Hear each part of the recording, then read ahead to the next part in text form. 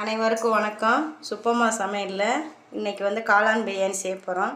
அந்த காளான் பிரியாணி எப்படி செய்கிறதுன்னு அதுக்கு தேவையான பொருள்கள்லாம் எடுத்து வச்சுருக்கோம். 2 பெரிய சைஸ் தக்காளி, ஒரு பெரிய வெங்காயம் நல்லா நேர கீறி வச்சுருக்கேன். காளான் ஒரு பாக்கெட் வாங்கி இந்த அளவுக்கு இந்த மாதிரி ஒரு காளானை 4 இந்த மாதிரி நறுக்கி வச்சுருக்கேன். அதே மாதிரி பூண்டு ஒரு 15 பல் உரித்து வச்சுருக்கு. பூண்டு வந்து இந்த மாதிரி, இஞ்சி வந்து இவ்வளோ பெரிய இஞ்சியை பொடிசாக கட் பண்ணி வச்சுருக்கு. சின்ன வெங்காயத்தை உரித்து வச்சுருக்கேன், 50 கிராம் அளவுக்கு சின்ன வெங்காயம். புதினா வந்து இந்த அளவுக்கு போதும், மல்லி இந்த அளவுக்கு. இப்போ இதெல்லாம் வந்து அரைக்கணும். எப்படி அரைக்கிறது? தக்காளி சேர்த்து அரைக்கணும், ஆனால் தனித்தனியாக அரைக்கணும். பூண்டையும் இஞ்சியும் ஒன்றா அரைச்சிக்கிறணும், சின்ன வெங்காயத்தை தனியாக அரைச்சிக்கிறணும். புதினாவும் மல்லி தக்காளி 3 சேர்த்து ஒன்றா அரைச்சிட்டு வரணும். அரைச்சிட்டு வந்துடுறேன் இப்போ நான். இப்போ எல்லாத்தையும் அரைச்சிட்டு வந்தாச்சு. இஞ்சி பூண்டு சின்ன வெங்காயம் தக்காளி புதினா மல்லி அரைச்சிட்டு வந்தாச்சு.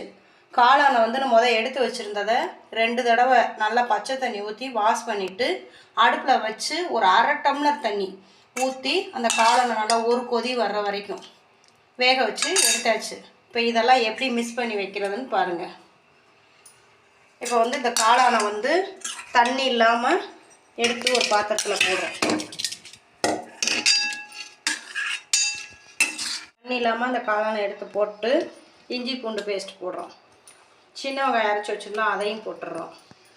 போட்டுட்டு இந்த அரைச்சி வச்சுருக்க தக்காளி புதினா மல்லி அதையும் போட்டுடுறோம். எல்லாத்தையும் போட்டுட்டு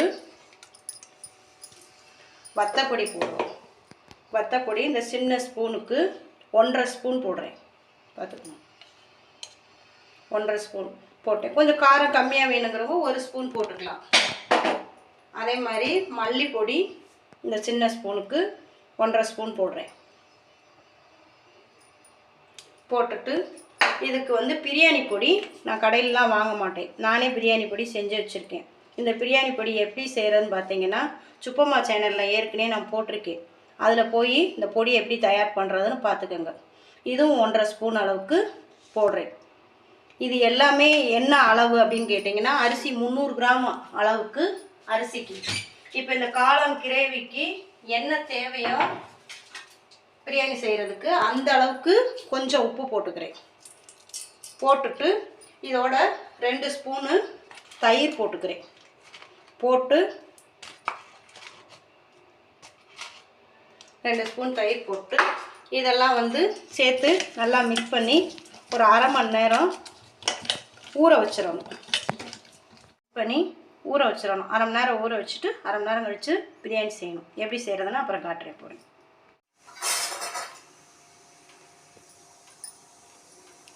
இப்போ இந்த குக்கரை வச்சுருக்கேன். குக்கரை வச்சுட்டு 50 கிராம் நல்லெண்ணெய் எடுத்திருக்கேன். இந்த 50 கிராம் நல்லெண்ணெயை அதில் ஊற்றிடுறோம். ஊற்றிட்டு நீங்கள் வந்து கடலெண்ணெய் உங்களுக்கு எது செய்யணுமோ எந்த எண்ணெயில் செய்யணுமோ செஞ்சுக்கலாம். நான் வந்து நல்லெண்ணெய் தான் ஊற்றிருக்கேன். இந்த நல்லெண்ணெயில் வெங்காயம், சின்ன வெங்காயம் 2 வெங்காயம் கட் பண்ணி வச்சுருந்தோம்ல அதை வந்து போடுறேன். பெரிய வெங்காயம் வந்து இந்த கண்ணாடி பதத்துக்கு நல்லா செவக்க வதக்கணும். அதனால் சும்மா ஒரு 2-3 உப்புக்கல் போடுறேன். போட்டு இதை நல்லா வதக்கிடணும். இந்த அளவுக்கு இந்த பெரிய வெங்காயம் நல்லா கண்ணாடி பதத்துக்கு செவக்க ஒன்று போல் நல்லா வதங்கிடணும்.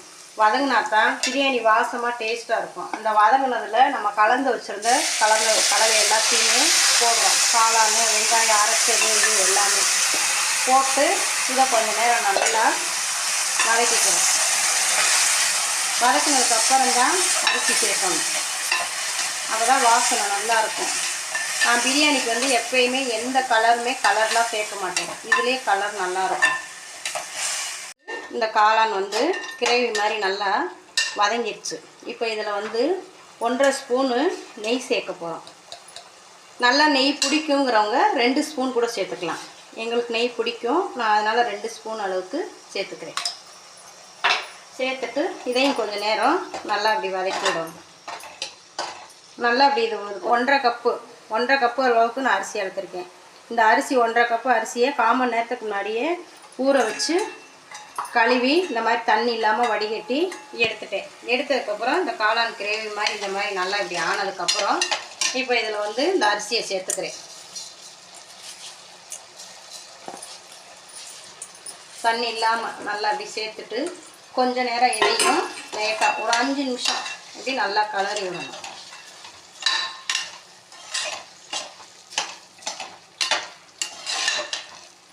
இந்த மாதிரி இப்படி நல்லா கலந்ததுக்கப்புறம் 1.5 கப் அரிசிக்கு 3 கிளாஸ் தண்ணி இதோட நம்ம சேர்த்துக்கணும். 1.5 கப் அரிசிக்கு 3 கப்பு தண்ணி. அந்த 3 கப்புக்கு வந்து அந்த காளானை லேசாக வேக வச்சு எடுத்து வச்சதில் கொஞ்சம் தண்ணி இருந்துச்சு. அந்த தண்ணியோட 3 கப்பு தண்ணி அரிசியில் சேர்த்துக்கிறோம். நம்ம